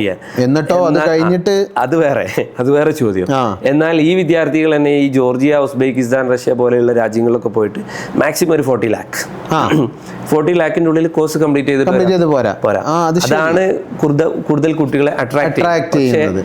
വളരെ സാഡ് ആയിട്ടുള്ള കുറച്ച് കാര്യങ്ങളുണ്ട്. അതായത് നമ്മൾ കുറച്ച് റിയാലിറ്റി മനസ്സിലാക്കണം. അതായത് പോകുന്നതിന് മുമ്പ് പ്രധാനമായിട്ട് മനസ്സിലാക്കേണ്ട കാരണം ഒന്ന് വിദേശത്തായതുകൊണ്ട് നമുക്ക് അറിയില്ല ആക്ച്വലി അവിടുത്തെ സിറ്റുവേഷൻ എന്താ എന്നുള്ള കാര്യങ്ങളൊന്നും അറിയില്ല. അപ്പൊ അവർ പ്രധാനമായിട്ട് ഒരു 3 പോയിന്റ് കൃത്യമായിട്ട് ശ്രദ്ധിക്കണം ഇങ്ങനെ വിദേശത്ത് പോകാൻ ആഗ്രഹിക്കും. ഒന്ന്, NMC ഗൈഡ് ലൈൻസ് പിന്നെ പാലിക്കുന്നുണ്ടോ എന്നുള്ളത്. അതായത് നമ്മുടെ ഇന്ത്യയിലെ നാഷണൽ മെഡിക്കേഷൻ കമ്മീഷന് MBBS പുറത്തു പോയി പഠിക്കുകയാണെങ്കിൽ ആ സ്ഥാപനം, ആ കോളേജ്, ആ യൂണിവേഴ്സിറ്റി ഇന്ന ഗൈഡ് ലൈൻസ് പാലിച്ചിരിക്കണം എന്ന് കൃത്യമായിട്ട് അവർ നിഷ്കർഷിച്ചിട്ടുണ്ട്. അത് പാലിക്കുന്ന കോളേജ് ആണെങ്കിൽ മാത്രമേ ഈ MBBS പഠിച്ചിട്ട് തിരിച്ച് ഇന്ത്യയിൽ വന്നിട്ട് പ്രാക്ടീസ് ചെയ്യാൻ കഴിയും. ലൈസൻസ് കിട്ടൂല. എവിടെയാണോ പഠിച്ചാൽ അവിടെ ചിലപ്പോൾ ജോലി ചെയ്യാൻ പറ്റും, തിരിച്ച് ഇന്ത്യയിലേക്ക് വരാൻ ലൈസൻസ് കിട്ടൂല. അത് വലിയൊരു പ്രയാസമുള്ള കാര്യം. 1-2 എക്സാമ്പിൾ പറയുകയാണെങ്കിൽ NMC പറയുന്നുണ്ട് ഈ കോഴ്സിന്റെ മീഡിയം ഓഫ് ഇൻസ്ട്രക്ഷൻ ഇംഗ്ലീഷ് ആയിരിക്കണം. നമ്മൾ മറ്റുള്ള കൺട്രീസിലേക്ക് പോകുന്ന സമയത്ത് ചിലപ്പോൾ അവിടുത്തെ ലോക്കൽ ലാംഗ്വേജ് യൂസ് ചെയ്തേക്കാം. അതേപോലെ 4.5 വർഷം നിർബന്ധമായിട്ടും കോഴ്സിന്റെ ഡ്യൂറേഷൻ ഉണ്ടായിരിക്കണം. NMC നിർദ്ദേശിക്കുന്ന ഒരു 19 സബ്ജക്റ്റുകളുണ്ട്, അത് നിർബന്ധമായിട്ടും സിലബസിൽ ഉണ്ടായിരിക്കണം എന്നിങ്ങനെ കൃത്യമായിട്ട് നിർദ്ദേശിക്കുക. 1-2 പറഞ്ഞു എന്ന് മാത്രം, അത് കൃത്യമായിട്ട് ഫോളോ ചെയ്യുന്ന സ്ഥാപനമാണ്. അതേപോലെ വേൾഡ് ഹെൽത്ത് ഓർഗനൈസേഷന്റെ അംഗീകാരമാണ് സ്ഥാപനത്തിന്. WHO അംഗീകാരം ഉണ്ടെങ്കിൽ മാത്രമേ അത് തിരിച്ചു വന്നിട്ട് ഇന്ത്യയിൽ പ്രാക്ടീസ് ചെയ്യാൻ പറ്റുള്ളൂ. മറ്റൊരു പ്രധാനപ്പെട്ട കാര്യം എന്താണെന്ന് വെച്ച് കഴിഞ്ഞാൽ, നീറ്റ് എക്സാം ക്വാളിഫൈ ചെയ്തിരിക്കണം. അത് വളരെ ഇമ്പോർട്ടന്റ് ആയിട്ടുള്ള ഒരു പോയിന്റ്. നീറ്റ് ഇല്ലാതെ പരിപാടിയില്ല. സംഭവം ക്വാളിഫിക്കേഷൻ നിർബന്ധമാണ്. കാരണം എന്താ വെച്ചാൽ ചിലവര് ഞാൻ ആദ്യമേ തീരുമാനിച്ചു വെക്കും 10th കഴിഞ്ഞിട്ട് ഞാൻ ജോർജിയയിൽ സീറ്റ് ബുക്ക് ചെയ്ത് വെച്ചിട്ടുണ്ട് എന്നൊക്കെ പറയും. പക്ഷേ നീറ്റ് ഒന്നും മൈൻഡ് ചെയ്യില്ല. അപ്പൊ ഈ അടുത്ത് തന്നെ അങ്ങനെ ഒരു അനുഭവം ഉണ്ട്. അവിടെ MBBS സെക്കൻഡ് ഇയർ പഠിച്ചുകൊണ്ടിരിക്കുമ്പോൾ ഒരു കുട്ടി നീറ്റ് ചെയ്തേണ്ട ഒരു സാഹചര്യം വന്നിട്ടുണ്ട്. കാരണം നീറ്റ് എഴുതി ക്വാളിഫൈ ചെയ്തിട്ടില്ല. നീറ്റ് എഴുതി ക്വാളിഫൈ ചെയ്യാന്ന് പറഞ്ഞാൽ നീറ്റ് പരീക്ഷ ടോട്ടൽ ഔട്ട് ഓഫ് 720 720 നോർമലി ഒരു നീറ്റ് ക്വാളിഫിക്കേഷൻ മാർക്ക് 160, 140, 150. അത് എക്സാമിന്റെ ടഫിനനുസരിച്ച് മാറിക്കും. അറൌണ്ട് 170 മാർക്കെങ്കിലും വാങ്ങണം. അത് ഈസിയാണ്. മറ്റൊരു കാര്യം കൂടെ ഉണ്ട്, അതെങ്കിലും വാങ്ങാൻ കഴിയാത്ത കുട്ടിക്ക് ഈ MBBS പഠിക്കാൻ കഴിയൂല. കാരണം അതുകൊണ്ടാണ് ഗവൺമെന്റ് വെച്ചത് കറക്റ്റ് ആയിട്ട്. അപ്പോൾ തിരിച്ചു വന്നിട്ട് ഇന്ത്യയിൽ പ്രാക്ടീസ് ചെയ്യാൻ ആഗ്രഹിക്കുന്നുണ്ടെങ്കിൽ നീറ്റ് ക്വാളിഫൈ ചെയ്യൽ മസ്റ്റാണ്. അപ്പോൾ ഒന്ന് ഇതാണ് NMC ഗൈഡ് ലൈൻസ് പിന്നെ പാലിക്കുക എന്നുള്ളതാണ്. രണ്ടാമത്തെ ഒരു പ്രധാനപ്പെട്ട പോയിന്റ്, FMG എന്ന് പറയുന്ന ഒരു എക്സാമിനേഷൻ ഉണ്ട്. FMGE foreign medical graduate examination എന്ന് വെച്ചാൽ വിദേശത്ത് പോയി MBBS പഠിച്ച വിദ്യാർത്ഥികൾ തിരിച്ച് ഇന്ത്യയിൽ വന്ന് പ്രാക്ടീസ് ചെയ്യണമെങ്കിൽ അവർ ഈ എക്സാം എഴുതിയിട്ട് ക്വാളിഫൈ ചെയ്യണം. അത് നിർബന്ധമാണ്. അതായത് വിദേശത്ത് പഠിച്ച് അവിടെ 1 year ഇന്റേൺഷിപ്പ് ഒക്കെ പൂർത്തിയാക്കി ഇന്ത്യയിൽ വന്നിട്ട് ഈ FMG എക്സാം എഴുതിയിട്ട് ക്വാളിഫൈ ചെയ്താൽ മാത്രമേ എന്ത് ചെയ്യാൻ കഴിയുള്ളൂ, അവർക്ക് ഇന്ത്യയിൽ പ്രാക്ടീസ് ചെയ്യാൻ പറ്റുള്ളൂ. വെരി ഇമ്പോർട്ടന്റ് ആയിട്ടുള്ള ഒരു പോയിന്റ് ആണ്. ഞാനത് എടുത്തു പറയാനുള്ള കാരണം എന്താ വെച്ചാൽ, നിർഭാഗ്യവശാൽ അല്ലെങ്കിൽ അതിന്റെ ഒരു റിയാലിറ്റി എന്താണെന്ന് വെച്ച് കഴിഞ്ഞാൽ, ഈ FMGന്റെ ഒരു പാസ് പെർസെൻറ്റേജ് നമ്മൾ പരിശോധിച്ച് കഴിഞ്ഞാൽ ഈ ജസ്റ്റ് 2 weeks ബിഫോർ FMGന്റെ റിസൾട്ട് വന്നു, ഓരോ റിസൾട്ട് നോക്കുകയാണെങ്കിലും 12%, 20%, 22%. അതായത് ആവറേജ് ബിലോ 20 ആണ്. അതായത് 100 കുട്ടികൾ വന്നിട്ട് FMG എഴുതുന്നുണ്ടെങ്കിൽ 20 കുട്ടികളെ പാസ്സാവുന്നുള്ളൂ. അതൊരു റിയാലിറ്റിയാണ്. അപ്പൊ അതും കൂടെ മനസ്സിലാക്കുക. അതായത് നേരത്തെ പറഞ്ഞ പോലെ കപ്പാസിറ്റി വേണം, നമുക്ക് പഠിക്കാനുള്ള കപ്പാസിറ്റി. വെറുതെ പൈസ കുറവാണെന്ന് വിചാരിച്ചാൽ അങ്ങോട്ട് ഓടിയിട്ട് കാര്യമില്ല. ഇത് പഠിക്കാനും ഈ ബയോളജി സബ്ജക്ട്, അതായത് MBBS പഠിച്ച ചോദ്യങ്ങൾ തന്നെയാണ് ചോദിക്കുന്നത്. പക്ഷേ മോസ്റ്റ് പ്രോബ്ലി ഈ FMG എക്സാം നെക്സ്റ്റ് എന്നുള്ള മറ്റൊരു പരീക്ഷയിലേക്ക് മാറാൻ പോവുകയാണ്. നാഷണൽ എക്സിറ്റ് ടെസ്റ്റ് എന്ന് പറയും. ഓൾറെഡി അത് പാർലമെന്റ് പാസ്സാക്കിയിട്ടുണ്ട്, പക്ഷെ നിലവിൽ വന്നിട്ടില്ല. നെക്സ്റ്റ് എന്ന് വെച്ച് കഴിഞ്ഞാൽ ഇന്ത്യയിൽ MBBS കഴിഞ്ഞാലും വിദേശത്ത് നിന്ന് MBBS കഴിഞ്ഞാലും ഡോക്ടറായിട്ട് പ്രാക്ടീസ് ചെയ്യണമെങ്കിൽ ആ ലൈസൻസ് കിട്ടണമെങ്കിൽ നെക്സ്റ്റ് അപ്പൊ ഒരു കോമൺ എൻട്രൻസ് ടെസ്റ്റ് പോലെ അല്ലേ, കോമൺ ആയിട്ടുള്ള ഒരു ടെസ്റ്റ് പറയുകയാണെങ്കിൽ ഇപ്പോൾ ഇന്ത്യയിൽ നിലവിൽ MBBS കഴിഞ്ഞാൽ നേരെ പ്രാക്ടീസ് ചെയ്തു. ഇനി നെക്സ്റ്റ് വന്നു കഴിഞ്ഞാൽ ഡോക്ടർ ആവും, ഐ മീൻ MBBS സർട്ടിഫിക്കറ്റ് കിട്ടും. പക്ഷെ ഡോക്ടറായിട്ട് പ്രാക്ടീസ് ചെയ്യണമെങ്കിൽ ഈ നെക്സ്റ്റ് ക്വാളിഫൈ ചെയ്യും. നല്ലൊരു മുന്നേറ്റമാണ്, നല്ല ക്വാളിറ്റി ഉള്ള ഒരു ഔട്ട്കം കിട്ടുന്നുള്ളത് നല്ലൊരു ഇനീഷ്യേറ്റീവ് ആണ്. മാത്രമല്ല നിലവിൽ നീറ്റ് അതായത് PG അഡ്മിഷന് വേണ്ടിയിട്ട് MBBS കഴിഞ്ഞ് MD അഡ്മിഷന് വേണ്ടിയിട്ട് നീറ്റ് PG എന്ന് പറയുന്ന ഒരു എൻട്രൻസ് നടക്കുന്നുണ്ട്. ഈ നെക്സ്റ്റ് എക്സാം കഴിഞ്ഞ് കഴിഞ്ഞാൽ നീറ്റ് PG ഒഴിവാക്കും. ഈ നെക്സ്റ്റിന്റെ സ്കോറിനെ ബേസ് ചെയ്തിട്ടായിരിക്കും എന്ത് ചെയ്യുക PG കോഴ്സുകൾക്ക് അതായത് അതിന് PGക്കുള്ള അഡ്മിഷനും ആവും, അതോടൊപ്പം തന്നെ ലൈസൻസ് ടെസ്റ്റ് ആയിട്ട് മാറും. വളരെ നല്ലൊരു ഇത്തരം കാര്യങ്ങളൊക്കെ ശ്രദ്ധിക്കണം. രണ്ട് പോയിന്റ് ഒരു പോയിന്റും കൂടെ ആഡ് ഓൺ ചെയ്യാനുള്ളത്, പുറത്ത് പോകുന്നുണ്ടെങ്കിൽ നിർബന്ധമായിട്ടും ആ യൂണിവേഴ്സിറ്റിയിൽ പഠിച്ച ഒരുപാട് കുട്ടികൾ ഇന്ന് പോകുന്നുണ്ട്. പറ്റുമെങ്കിൽ അവിടെ പഠിച്ച ഒരു വിദ്യാർത്ഥിയിൽ നിന്ന് നേരിട്ട് ഫീഡ്ബാക്ക് എടുത്തതിന് ശേഷം, വളരെ ഇമ്പോർട്ടന്റ്, കാരണം ഒരുപാട് കുട്ടികൾ പോയിട്ട് ചതിക്കപ്പെടുന്നുണ്ട്. കാരണം മര്യാദക്ക്, കാരണം ഒന്ന് പുറത്തുനിന്ന് കഴിഞ്ഞാൽ കോളേജ് ഒരു സ്ഥലത്തും ഹോസ്പിറ്റൽ വേറെ സ്ഥലത്തും, നാട്ടിലുള്ള ഒരു സെറ്റപ്പ് അല്ല. നാട്ടിലുള്ള സെറ്റപ്പ് പറഞ്ഞാല് എല്ലാം ആ ഒരു സെറ്റപ്പ് അല്ല പുറത്തുള്ള. അപ്പോൾ ഇത്തരം കാര്യങ്ങളൊക്കെ അറ്റ്ലീസ്റ്റ് അവിടെ പഠിച്ച അല്ലെങ്കിൽ ഏതെങ്കിലും ഒരു അലുമിനിനെ കോൺടാക്ട് ചെയ്തിട്ട് മേക്ക് ഷുവർ ചെയ്തിട്ട് വേണം പോകാൻ വേണ്ടിയിട്ട് എന്നുള്ള കാര്യം കൂടി പ്രത്യേകം ശ്രദ്ധിക്കുക. ഓക്കെ വളരെ നല്ല പോയിന്റാണ്. അതായത് വിദേശത്ത് MBBS എടുക്കാൻ ഒരുപാട് ആളുകൾ ഇപ്പോൾ പോകുന്നുണ്ട്. നമ്മളെ അറിവിൽ തന്നെ നമ്മളെ ഫ്രണ്ട്സിൻ്റെ തന്നെ ഒരുപാട് ആളുകൾ പോകുന്നുണ്ട്, അവരെല്ലാം എടുത്ത് വരുന്നുണ്ട്. പക്ഷേ ഈ ഒരു 3 കാര്യങ്ങൾ നമ്മൾ വളരെ ശ്രദ്ധിച്ചിട്ടില്ലെങ്കിൽ നമ്മൾ വെറുതെ ഇത്രയും വർഷം ഇത്രയും ക്യാഷ് ഇതെല്ലാം നമ്മൾ അപ്പം വളരെ എന്താ പറയുക സീരിയസ് ആയിട്ട് പാരൻസും സ്റ്റുഡൻസും കൺസിഡർ ചെയ്യേണ്ട ഒരു 3 പോയിന്റ്സ് ആണ് ഇപ്പം മുനീർ സാർ പറഞ്ഞത്. അപ്പം ഇത് നമ്മുടെ ഒരു MBBSന്റെ സൈഡ്. ഇനി നമ്മൾ നോക്കുകയാണെങ്കിൽ ഇപ്പം മാർക്കറ്റ് ഡിമാൻഡിനെ കുറിച്ച് നമ്മൾ നേരത്തെ പറഞ്ഞു. നമ്മൾ നോക്കുമ്പോൾ എവിടെ നോക്കിയാലും AI ആണ്. അപ്പം ഈ ഒരു AI-ൻ്റെയും ഈ AI യുഗത്തിൽ നമ്മുടെ അതിലെ ഒരു കരിയറിന്റെ ഒരു ഫ്യൂച്ചറിനെ കുറിച്ചിട്ട് എന്താണ് മുനീർ സാർ അഭിപ്രായം? ഈ അടുത്തൊരു പാരന്റ് കൗൺസിലിംഗ് വന്ന സമയത്ത് കുട്ടിയുണ്ട് കൂടെ, അങ്ങനെ കുട്ടി എഞ്ചിനീയറിംഗ് ഒക്കെ പോകണം എന്നൊക്കെ ഒരു മെന്റാലിറ്റി. പാരന്റ് പറഞ്ഞ് അതൊന്നും പഠിച്ചിട്ട് ഒരു കാര്യമില്ല. കുട്ടിക്ക് കമ്പ്യൂട്ടർ സയൻസ് എടുത്തിട്ട് ഒരു കോഡിംഗ് ഒക്കെ പഠിക്കണം എന്നുള്ളതാണ്. ഇയാളെ വെരി ഓപ്പൺ ആയിട്ട് അങ്ങോട്ട് പറഞ്ഞു അതൊന്നും പഠിച്ചിട്ട് ഒരു കാര്യമില്ല, ഓക്കെ AI കൊണ്ടുപോയിന്ന് പറഞ്ഞു.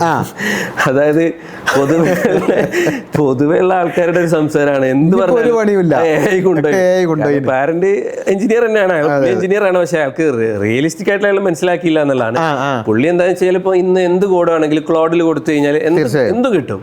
കോഡിങ് കോഡർമാരൊന്നും ആവശ്യമില്ല, പണ്ടത്തെ പോലെയല്ലേ. കമ്പ്യൂട്ടർ സയൻസ് കഴിഞ്ഞിട്ട് കോഡിങ് ചെയ്യാൻ പറ്റുന്ന ആൾക്കാർ നല്ല ഡിമാൻഡ്. അതിന്റെ ആവശ്യമില്ല. ഈ അടുത്ത് ഒറാക്കിളിൽ നിന്ന് 30,000 ജീവനക്കാരെ പിരിച്ചിട്ട് ഇന്ത്യയിൽ തന്നെ 12,000-ഓളം ജീവനക്കാരെ. അത് ഒറാക്കിൾ നഷ്ടത്തിലായിട്ടൊന്നല്ല, അതിനേക്കാളും ബെറ്റർ AI റീപ്ലേസ് ചെയ്യുന്നുണ്ട് എന്നുള്ളതാണ് റിയാലിറ്റിയാണ്. കറക്റ്റ് ആണ്. അപ്പൊ അവിടെ നമ്മൾ ശ്രദ്ധിക്കേണ്ട ഒരു കാര്യം എന്താണെന്ന് വെച്ചാൽ എല്ലാം ഹ്യൂമൻസിന്, അതായത് എല്ലാം AI റീപ്ലേസ് ചെയ്യുന്നില്ല. സോഫ്റ്റ് സ്കിൽസ് വെരി ഇമ്പോർട്ടൻ്റ് ആയിട്ടുള്ള point. Logical thinking, analytical thinking, communication skill, ഇത്തരത്തിലുള്ള സോഫ്റ്റ് സ്കിൽ ഡെവലപ്പ് ചെയ്യാൻ വേണ്ടിയിട്ട് നമ്മൾ പ്രത്യേകം കറക്റ്റ്. അതായത് അത് ഒരിക്കലും കഴിയില്ല. നമ്മൾ അതും കൂടെ ഉള്ള ആൾക്കാർക്ക് ഇനി ഇൻഡസ്ട്രിയിൽ പിടിച്ചു നിൽക്കാൻ കഴിയുള്ളൂ. സോഫ്റ്റ് സ്കിൽ എന്ന് മാത്രമല്ല, അത് ഒരു പോയിന്റ്. അതേപോലെ തന്നെ നമ്മളിപ്പോ ഒരു ബിടെക്കിന് ചേർന്ന് കഴിഞ്ഞാൽ അത് മാത്രം പഠിക്കില്ല. അതായത് സെമിനാറുകള്, ഫൗണ്ടേഷൻ, ശരിക്കും ഒരു human 360 degree foundation, let the task done by AI, അതിനെ മാനേജ് ചെയ്യാനുള്ള ആ ഒരു സ്കിൽ അതായത് പണ്ടത്തെ പോലെയല്ല. പണ്ട് ഇപ്പം നമ്മുടെ ഒക്കെ ഒരു ചെറുപ്പത്തിൽ നോക്കുകയാണെങ്കിൽ എഞ്ചിനീയറിംഗ് കഴിഞ്ഞാൽ നേരം നല്ല ജോബ് കിട്ടും. ഇന്ന് അതിന്റെ കൂടെ നമ്മൾ AI കൂടി അറിഞ്ഞിരിക്കണം. അതിന് വേണ്ടിയിട്ട് എന്ത് ചെയ്യണം എന്ന് വെച്ചാൽ കോഴ്സിന് ചേർന്ന ഉടനെ തന്നെ ഒരുപാട് ഓൺലൈൻ പ്ലാറ്റ്ഫോമുകളുണ്ട്. ഓൺലൈൻ കോഴ്സ് കൊടുക്കുന്ന, പിന്നെ കോഴ്സിറ പോലെയുള്ള പ്ലാറ്റ്ഫോമുകളുണ്ട്. അത്തരം പ്ലാറ്റ്ഫോമുകളിൽ നിന്ന് നമ്മുടെ ഇൻട്രസ്റ്റിനും ആപ്റ്റിറ്റ്യൂഡിനും അനുസരിച്ച് സൂട്ടബിൾ ആയിട്ടുള്ള ഓൺലൈൻ കോഴ്സുകൾ, അത്തരം ഓൺലൈൻ സെമിനാറുകൾ, സ്കിൽ അപ്ഗ്രേഡ് ചെയ്തുകൊണ്ടേ ഇരിക്കാം. മാർക്കറ്റ് ഡിമാൻഡ് അനുസരിച്ചിട്ട് സ്കിൽ അപ്ഗ്രേഡ് ചെയ്ത് കഴിഞ്ഞാൽ. പക്ഷേ ബേസിക് ഫൗണ്ടേഷൻ നിർബന്ധമാണ്. കാരണം ബേസിക് ഫൗണ്ടേഷൻ ഇല്ലാണ്ട് നമ്മൾ AI പോയി നോക്കിക്കഴിഞ്ഞാൽ നമ്മൾ പറയും AI ഫുൾ കോഡിങ് ചെയ്യുമെന്നുള്ളത്. ഒരു സ്ഥലത്ത് ഒരു ബഗ് വന്നു കഴിഞ്ഞാൽ അത് AIക്ക് ഫിക്സ് ചെയ്യാൻ ചിലപ്പോൾ പറ്റിക്കൊള്ളണമെന്നില്ല. എന്താന്ന് നമ്മൾ അറിഞ്ഞാല്, അതായത് നമ്മളൊരാളെ ഒരു സാധനം നമ്മൾ വാങ്ങിച്ചു കഴിഞ്ഞു കഴിഞ്ഞാൽ അതിനെ ഓപ്പറേറ്റ് ചെയ്യാൻ നമുക്ക് അറിയൂലെങ്കിൽ ഈ ഫീൽഡിലായതുകൊണ്ട് തന്നെ കറക്റ്റ് ആയിട്ട് പറഞ്ഞു. തീർച്ചയായും. അപ്പൊ അത് സോഫ്റ്റ് സ്കില്ലും ഇത്തരം കാര്യങ്ങളൊക്കെ നമ്മൾ ഡെവലപ്പ് ചെയ്ത് നമ്മൾ AIയോടൊപ്പം സഞ്ചരിക്കുക എന്നുള്ളതാണ്. നമ്മൾ കൊറോണന്റെ കാര്യം പറഞ്ഞ മാതിരി നമ്മള് ന്യൂ നോർമൽ എന്നൊക്കെ പറയാറുണ്ടല്ലോ കൊറോണയ്ക്ക് ശേഷമുള്ള അതിന്. അപ്പൊ അതേപോലെ തന്നെ ഇതാണ് നമ്മുടെ ന്യൂ നോർമൽ. എന്താ പറയാ, എയോട് കൂടെ സഞ്ചരിക്കുക അല്ലേ? തീർച്ചയായും. ഇപ്പൊ വളരെ നല്ല ഡിസ്കഷൻസ് ആയിരുന്നു. നമ്മൾ എല്ലാ ഏരിയകളും നമ്മൾ ടച്ച് ബേസ് ചെയ്തു. വളരെ നല്ല ഇമ്പോർട്ടൻ്റ് ആയിട്ടുള്ള വാലിഡ് ആയിട്ടുള്ള പോയിന്റ്സ് ആണ് മുനീർ സാർ ഷെയർ ചെയ്തത്. അപ്പം ഇവിടെ ഫൈനലായിട്ട് നമ്മളത് വീഡിയോ കണ്ടുകൊണ്ടിരിക്കുന്ന ആളുകൾക്ക്, എസ്പെഷ്യലി പാരൻസിനും സ്റ്റുഡൻസിനും അവർക്ക് കൊടുക്കാനുള്ള ഒരു ഇത്രയും വർഷത്തെ ഒരു 15 വർഷത്തിൽ കൂടുതൽ നിങ്ങൾക്ക് ഈ ഒരു മേഖലയിൽ വളരെ പരിചയമുള്ള ആളാണ്. കാരണം ഡെയിലി ബേസിസിൽ മൾട്ടിപ്പിൾ സ്റ്റുഡൻസിനെ multiple questions multiple scenarios handle ചെയ്യുന്നതും അതിന് പ്രോപ്പറായിട്ടുള്ള അഡ്വൈസ് കൊടുക്കുകയും ചെയ്യുന്ന ആളെന്ന രീതിയിൽ നമ്മുടെ പ്രേക്ഷകർക്ക് കൊടുക്കാനുള്ള ഒരു ഫൈനലായിട്ടുള്ള ഒരു അഡ്വൈസ് എന്താണ്? കറക്റ്റ്. അതായത് ഒന്ന് നമ്മൾ മനസ്സിലാക്കേണ്ട ഒരു റിയാലിറ്റി, ഇപ്പോൾ പാരൻസ് എഡ്യൂക്കേഷന് വേണ്ടി ഒരുപാട് പൈസ ചിലവാക്കുന്നുണ്ട്. എക്സാമ്പിൾ ഇപ്പോൾ നമുക്ക് തന്നെ അറിയാം, സ്കൂളിൽ തന്നെ അത്യാവശ്യം നല്ല എമൗണ്ട് ഫീ കൊടുത്തിട്ടാണ് കുട്ടികൾ പഠിക്കുന്നത്. അതിന്റെ പുറമെ ട്യൂഷന് പോകുന്നവരുണ്ട്, കോച്ചിങ്ങിനൊക്കെ പോകുന്ന ആൾക്കാരുണ്ട്. പാരന്റ്സ് എഡ്യൂക്കേഷന് വേണ്ടി പൊതുവെ ഒരുവിധം പാരന്റ്സ് ഒക്കെ അതിലെന്ത് ചെയ്യാറില്ല, കോംപ്രമൈസ് ചെയ്യാറില്ല. പൈസ അങ്ങനെ തന്നെ കൊടുക്കും. പക്ഷെ അങ്ങനെ നമ്മൾ പൈസ കൂടി ചിലവാക്കിയോണ്ട് കാര്യമില്ല. അതാണ് അതിലൊരു പ്രധാനപ്പെട്ട പോയിന്റ്. നമ്മൾ ഫൈനാൻഷ്യലി ഒരുപാട്, ഞാൻ ഓനെ അവിടെ ചേർത്തിട്ടുണ്ട്, ഞാൻ ഓനെ ഇവിടെ ചേർത്തിട്ടുണ്ട്, ആ കോഴ്സ് കൊടുത്തിട്ടുണ്ട്. ചില പാരന്റ്സിന്റെ അടുത്ത് ഒന്ന് പറയുന്നത് ഭയങ്കര പ്രൗഡായിട്ട്, ഞാൻ 1 ലക്ഷം കൊടുത്തിട്ട് ആ ഓൺലൈൻ കോച്ചിങ് അറേഞ്ച് ചെയ്ത് കുട്ടി ഇത് നോക്കുന്ന പോലും ഇല്ല. അങ്ങനെ പ്രൗഡായി പറഞ്ഞുകൊണ്ട് കാര്യമില്ല. നമ്മൾ കൃത്യമായിട്ട്, ഞാൻ നേരത്തെ പറഞ്ഞ ഏറ്റവും ഇമ്പോർട്ടൻറ്റ് കരിയർ പ്ലാനിങ് ആണ്. അത് 12th കഴിഞ്ഞതിന് ശേഷം 10th കഴിഞ്ഞതിന് ശേഷം നേരത്തെ തന്നെ കുട്ടീൻ്റെ ആപ്റ്റിറ്റ്യൂഡും ഇൻട്രസ്റ്റ് ഒക്കെ മനസ്സിലാക്കിയിട്ട് പ്രോപ്പറായിട്ട് നല്ലൊരു ഗൈഡ് ആവാന്ന് ഞാൻ പറയുന്നത്. എല്ലാവരും കരിയർ ഗൈഡുകാരാവണം എന്നുള്ളതാണ്. ഒരു വീട്ടിൽ ഒരു ഗൈഡെങ്കിലും വേണം അറ്റ്ലീസ്റ്റ് ഒരു. അത് നമുക്ക് ഇന്ന് എസ്പെഷ്യലി യൂട്യൂബ് തുറന്നു കഴിഞ്ഞാൽ ഞാൻ ഈ പറയപ്പെട്ട എല്ലാ കാര്യങ്ങളും ഒരുപാട് വീഡിയോസ് ആയിട്ടും മറ്റൊക്കെ ആയിട്ട്, അതായത് എല്ലാ കോഴ്സിനെ കുറിച്ചൊക്കെ നമുക്ക് യൂട്യൂബ് വേണമെന്നില്ല, ഇപ്പൊ AI യുഗത്തിൽ അതായത് നമ്മളൊരു ഫൈനാൻഷ്യലി ഇങ്ങനെ സപ്പോർട്ട് ചെയ്യാന്നുള്ളതിനേക്കാൾ ഉപരിയായിട്ട് ഒരു കരിയർ ഗൈഡുമാരായിട്ട് നിങ്ങൾ എല്ലാവരും മാറുക. അതായത് അറ്റ്ലീസ്റ്റ് നമ്മുടെ കുട്ടികൾക്ക് ഗൈഡൻസ് കൊടുക്കാനുള്ള ഒരു നോളജ് എങ്കിലും നമുക്ക് ഉണ്ടാക്കിയെടുക്കുക. അല്ലെങ്കിൽ അറ്റ്ലീസ്റ്റ് ഇനിയിപ്പോ നമുക്ക് അങ്ങനെ ഒന്നും കഴിയുന്നില്ല, എനിക്ക് അതിനൊന്നും സമയമല്ല നിങ്ങൾ പറയുന്ന, അല്ലെങ്കിൽ അറ്റ്ലീസ്റ്റ് അതിനെ കുറിച്ച് അറിവുള്ള ആൾക്കാരെ നേരത്തെ തന്നെ കൺസൾട്ട് ചെയ്ത് കാര്യങ്ങളൊക്കെ ചോദിച്ച് മനസ്സിലാക്കിയിട്ട് കുട്ടിയുടെ ആപ്റ്റിറ്റ്യൂഡ് ഒക്കെ മനസ്സിലാക്കി ചെയ്യുകയാണെങ്കിൽ ഉറപ്പായിട്ടും പ്രോപ്പറായിട്ട് നമുക്ക് നല്ല രീതിയിൽ കുട്ടികളെ ഗൈഡ് ചെയ്യാനും തീർച്ചയായും ഭാവി തലമുറ ഉപകാരപ്പെടുന്ന രീതിയിൽ ഒരു തലമുറയാക്കി മാറ്റിയെടുക്കും. ഇപ്പോഴത്തെ തലമുറ എസ്പെഷ്യലി വളരെ എന്താ പറയാ വാല്യൂസ് ഒക്കെ അവരിൽ നിന്നും അന്യം നിന്ന് പോകുന്ന ഈ ഒരു അവസരത്തിൽ നമ്മൾ കുറച്ചുകൂടെ ടൈം സ്പെൻഡ് ചെയ്തുകൊണ്ടും ഇതേപോലെയുള്ള ഗൈഡൻസുകൾ എടുത്തുകൊണ്ടും, അതായത് ഗൈഡൻസ് എടുക്കുന്ന സമയത്ത് നല്ല എക്സ്പീരിയൻസ് ഉള്ള ഇൻഡസ്ട്രി എക്സ്പീരിയൻസും കൂടെ ഉള്ള ആളുകളെ ഇതിൽ പ്രാക്ടിക്കലായിട്ട് ആളുകളെ എന്താ പറയുക നല്ല രീതിയിൽ ഗൈഡ് ചെയ്ത ആളുകളെ എടുത്ത് പോയിട്ട് നമ്മൾ ഗൈഡൻസ് എടുക്കുക. അപ്പോൾ അങ്ങനെ ചെയ്തു കഴിഞ്ഞാൽ നമുക്ക് നല്ല ഒരു ഫ്യൂച്ചർ ജനറേഷനെ, നല്ലൊരു തലമുറനെ തന്നെ നമുക്ക് വാർത്തെടുക്കാൻ കഴിയും. അതിന് സാധിക്കട്ടെ നമുക്ക് എല്ലാവർക്കും. എന്തെങ്കിലും നിങ്ങൾക്ക് നിങ്ങളുടെ കരിയർ സംബന്ധമായിട്ടുള്ള എന്തെങ്കിലും പ്രശ്നങ്ങളോ കാര്യങ്ങളോ ഉണ്ടെങ്കിൽ മുനീർ സാറ് നിങ്ങൾക്ക് കണക്ട് ചെയ്യാവുന്നതാണ്. വാട്സപ്പിൽ മെസ്സേജ് അയച്ചിടാം. പക്ഷേ റെസ്പോൺസ് വന്നിട്ടില്ലെങ്കിൽ എപ്പോഴെങ്കിലും മുനീർ സാർ റെസ്പോണ്ട് ചെയ്യും. അപ്പം ഡയറക്റ്റായിട്ട് വിളിക്കുകയാണെങ്കിലും ടൈമിങ് അവൈലബിൾ ആയിരിക്കും. വാട്സപ്പാണ് പ്രിഫർ ചെയ്യുന്നത്. സാർ ബിസി ആയിരിക്കും. ഡെയിലി ഒരുപാട് കരിയർ സെഷൻസ് റിയാദിലുള്ളയും അതേപോലെ റിയാദ് ഔട്ട്സൈഡ് റിയാദിലുള്ള ആളുകൾക്കും കൊടുത്തുകൊണ്ടിരിക്കുകയാണ്. ഇനിയും കൂടുതൽ കുട്ടികളെ നല്ല വഴിക്കും നല്ല ഒരു ജനറേഷനോട് കൂടെ തന്നെ നല്ല പ്രൊഡക്റ്റീവായിട്ടുള്ള ഇഷ്ടമുള്ള കാര്യങ്ങൾ ചെയ്യുന്ന മക്കളാക്കിയിട്ട് മാറ്റാൻ അവർക്ക് സാധിക്കട്ടെ എന്ന് പ്രത്യേകം ആശംസിക്കുന്നു മുനീർ സാർ. എല്ലാവിധ ഭാവങ്ങളും. അതേപോലെ തന്നെ ടാർഗറ്റ് ഗ്ലോബൽ അക്കാദമി റിയാദിൽ തന്നെ നല്ല ഒരു സർവീസ് കൊടുക്കുന്ന, നല്ല കുട്ടികളെ ജനറേറ്റ് ചെയ്യുന്ന ഒരു സ്ഥാപനമായിട്ട് മാറട്ടെ എന്നും പ്രാർത്ഥിക്കുന്നു. Thank you so much everyone, and thank you everyone for watching, and we will come with another episode maybe very soon. So till then, bye bye.